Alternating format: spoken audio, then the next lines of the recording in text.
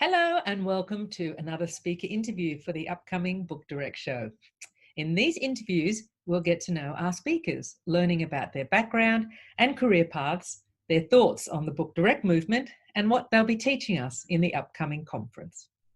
In tonight's speaker interview hot seat, I'm speaking with a Cambridge graduate, a serial entrepreneur who wants to bring meaningful innovation to the world. He's one of those guys who couldn't find what he wanted, so he built it himself.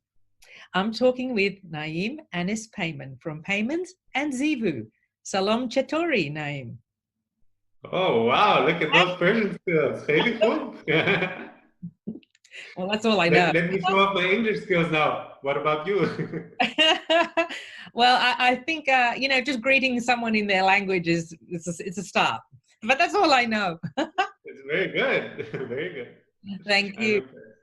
Look, I've only touched on your background. So can you fill us in on a few details of how you got started in the industry and what your journey looked like? Sure. So my famous story starts with food. As you know, Persians love food, and so do I. So when I was at university, unfortunately, we were denied good food. We had whole food, which was awful, and we didn't really have kitchens. We had a tiny kitchen for 5 people with one of these under-the-counter fridges with a toaster and a kettle and a microwave, and that was it. Didn't have a hob, didn't have an oven, anything else. So I managed to find some investors to buy a flat, and I did the maths, and it was cheaper for me to rent that flat and then rent out one of the rooms than pay my rent for the room at university. And obviously I'd get a kitchen, which was the bonus, right? So I could cook my own food. And then once the flat was set up, my college said, no, you cannot move. You have to stay put. And so then I was faced with the challenge of, okay, now the investment has been made. What do we do with this flat? So that's how I started getting into medium-term lets and then filling the gaps with short-term lets. And then realizing, short-term lets were actually quite lucrative, especially at the time. So that's how Paymán started, slowly. And then when I left my university, I worked on expanding that business. So I took it from 6 units, about 60 units within 6 months, which started showing that it was difficult to scale it without having systems in place, training for staff and so on. So I focused on that for a while. And in the background, I was brewing the idea of, we need better software. We kept switching between systems and didn't find anything that worked. And that was basically how Zeevou was born. So interesting that it all started with food, but you were at university doing science. That's right, yes. So what sort of sciences were you? Was science a passion? Or something you were good at, and then you slipped into property? Well, I think it was both, except for the course was extremely boring. So before getting to university, I was absolutely in love. My interest was in nanotechnology, well, material science, and I was hoping to go on into nanotechnology. In Cambridge, it's all grouped under natural sciences. So, in my first year, I had maths and physics and chemistry, material science, and then I really didn't like it. I thought of switching to law or Persian and Arabic, and then I said, well, that looked really weird because my whole CV is like science, science, science, and then, halfway through your studies, must have had a mental breakdown or something. So I said, let me finish it off. But I switched completely to neurobiology, history and philosophy of science and material science. And I sort of got through the year somehow because I hadn't done the first year for the biology, right? So it wasn't that easy. And then in my last year, I focused on material science. And by the end of it, I was just fed up with the system. I was fed up with the teaching. And I already had a number of businesses underway. Paymán was the latest of those. And I just decided that actually I signed up for a master's in computer science because I felt like I had a handicap. I didn't know how to code. Although I had done an undergraduate degree at Cambridge in sciences, they hadn't taught us a line of coding. But by the time that started, it was obviously 4 or 5 months, 5 months after I graduated. And by that time, the business had picked up so much, and I was thinking, I'll start developing the software. That I said, look, it's better if I focus. Sorry? the short-term rental business had picked up so much. Yeah. So then I said, it doesn't make sense to think that I want to learn how to program to then go and build this thing. So I said, I'll focus on making money and I'll hire the people who already know what they're doing. So that's what I did. And luckily it worked out. And do you remember the switch from, okay, I'm leaving science behind and it's just all short-term rentals now? Well, to be honest, it never was the science. I mean, after the first term at Cambridge, after the first year, so we had end of year exams, and then we also had coursework. And the one thing that really blew it for me was that, for example, in my physics coursework, I had scored 95%, okay, on average throughout the year. On everything that I'd submitted, I'd got 95% of the answers right. And yet, in my end of year results, it was downgraded to 71%. Okay, and I said, what on earth? It's not English or history. Either my answers were right or my answers were wrong. But no, Cambridge know better. They grade you according to how other people in the year did, and only 3 people in the whole year can have over 90%. So, at that stage, I lost my love of learning completely because I felt that the system itself was unfair. And before that, I'd already felt that the teaching methods were very last century, and the attitude of both teachers and students was not that pleasing in some aspects. So it just wasn't something that stuck to me. Before that, I'd read a lot more books than other peers who'd applied to the same course. But yeah, I never really got into it, unfortunately. I'm not saying that I won't in the future, but it just didn't stick. Yeah. So then when you had your short-term rental business and you were growing that and you finding that there's a lack of the software that you needed. So you you created Zeevou, which is a PMS system, correct? Because it's a project management system. Yeah.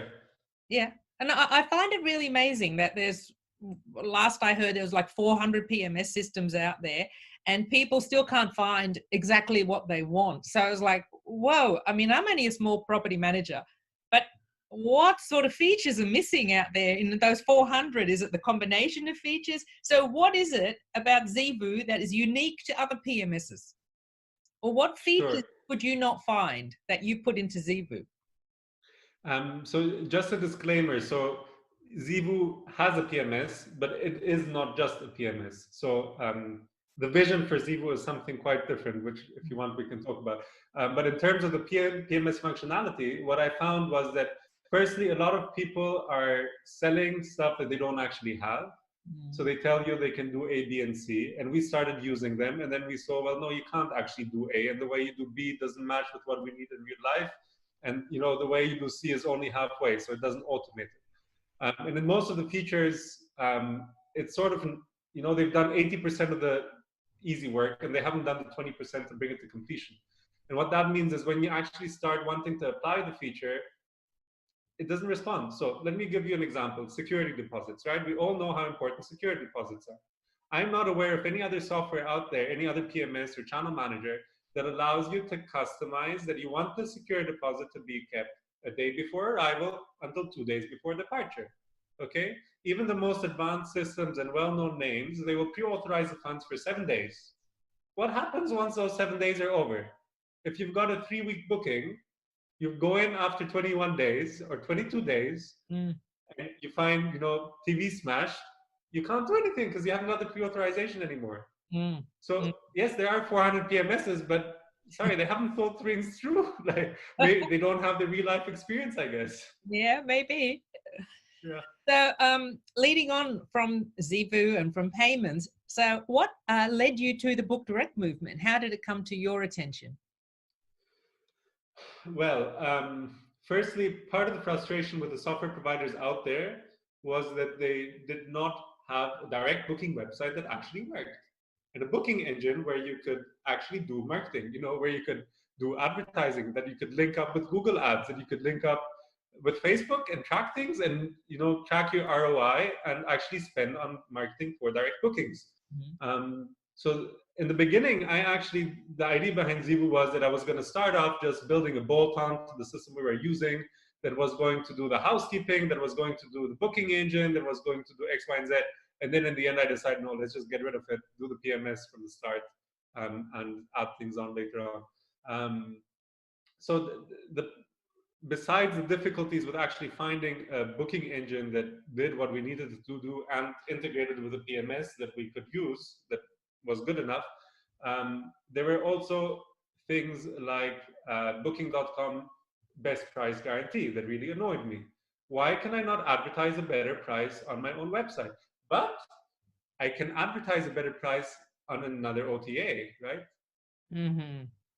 So that's where the thought came, well, then I'm going to build another OTA and I'm going to let everyone advertise better prices on this OTA for free. So essentially, we all get the benefits of having our direct bookings and undercutting booking.com. So Yeah. that's how the idea came about. Yeah, yeah. And what do you think? Why do you think the book direct movement came to be? Why the background? Well, I'm afraid I've not been in the hospitality industry for long enough, and I've never studied to look at where the roots come from.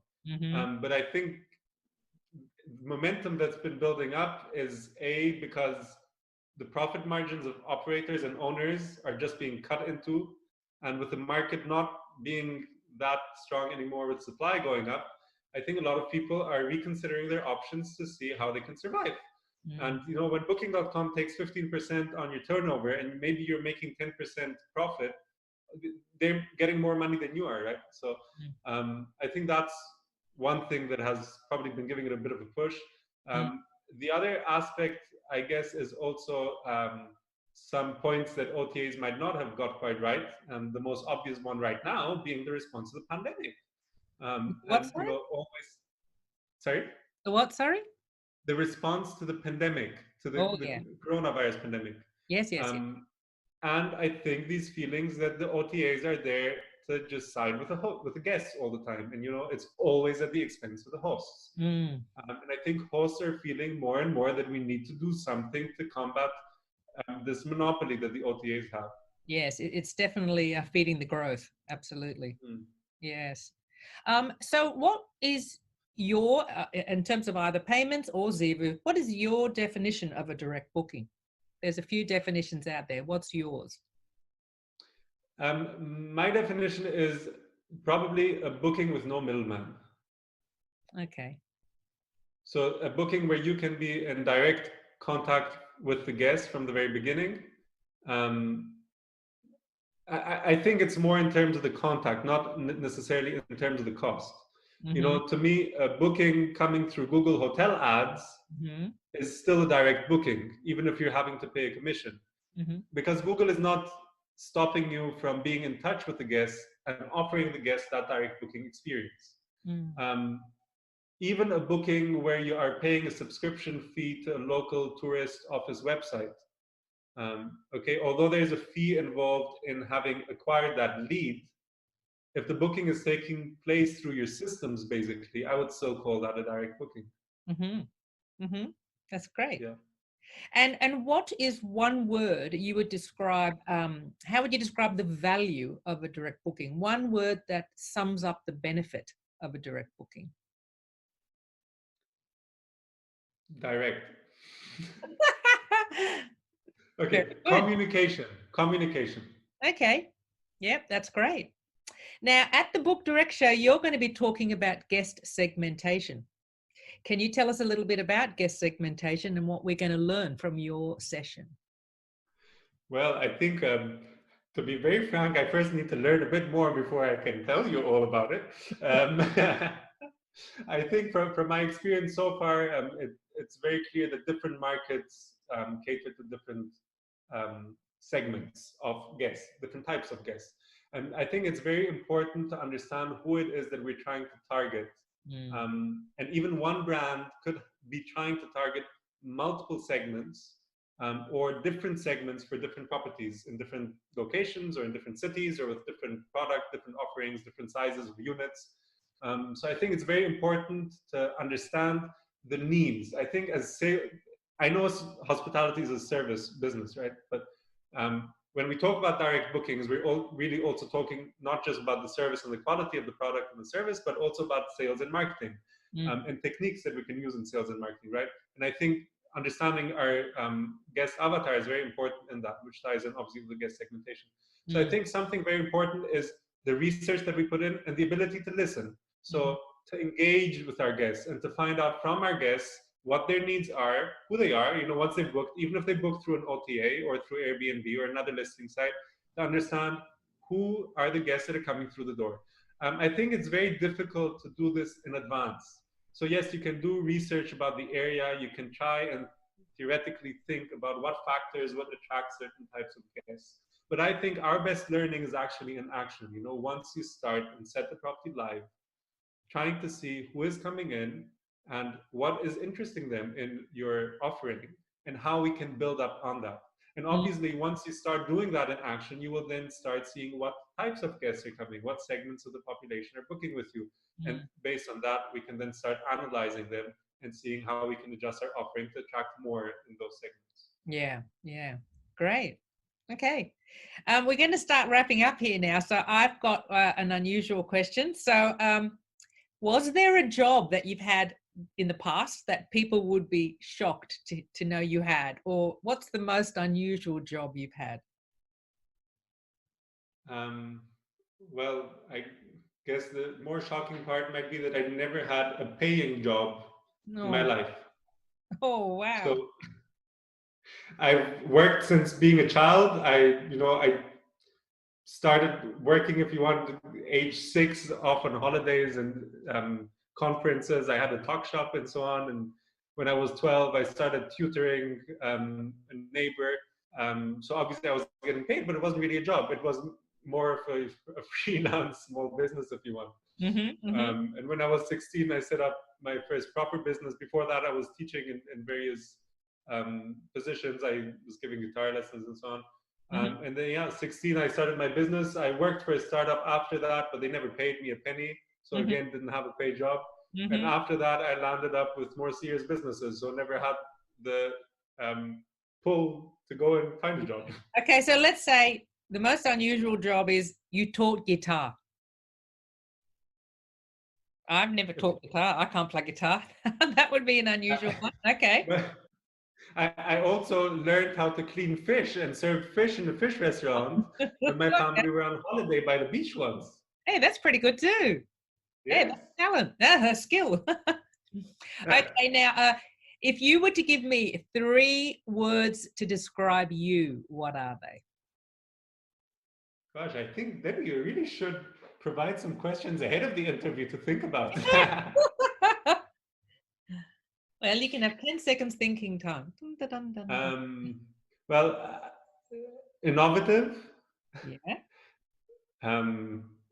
A bit of a revolutionary spirit, unfortunately.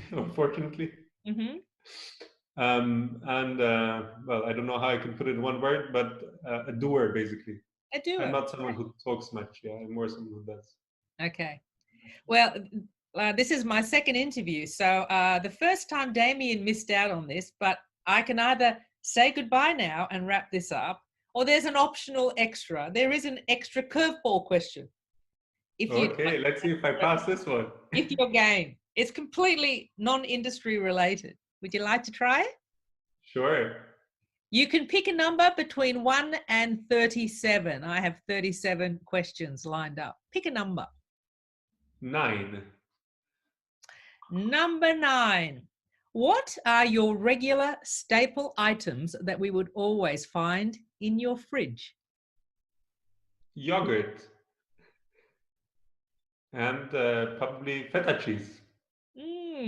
Okay. So dairy, I guess. Yeah. But the yogurt has to be sour. Okay, yep. Okay, that's all great. Really great.